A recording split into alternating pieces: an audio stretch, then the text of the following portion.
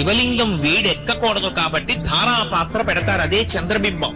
అర్చకుడు వెళ్ళిపోయినా ఎప్పుడు చుక్క చుక్క చుక్క చుక్క చుక్క చుక్క పడుతూ శివలింగం చల్లగా ఉంటుంది.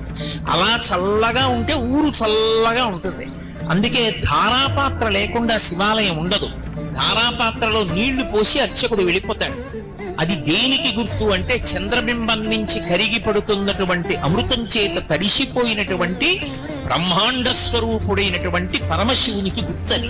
తుఫాన్లు మొదలైన వస్తే ఐశ్వర్యం నిలబడదు, భూమి కంపిస్తే ఐశ్వర్యం నిలబడదు.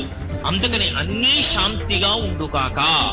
ఈ చల్లతనం, ఈ శాంతి ఎక్కడి నుంచి వస్తుంది అంటే శివలింగానికి అభిషేకం చేయడం వల్ల వస్తుంది. ఆ శివలింగానికి చేసినటువంటి అభిషేకం వల్ల ఎలా లోకం చల్లబడుతోందన్నది శివలింగం యొక్క చల్లబడడం మీద ఆధారపడి ఉంటుంది. అందుకే శివలింగం వేడెక్కకూడదు.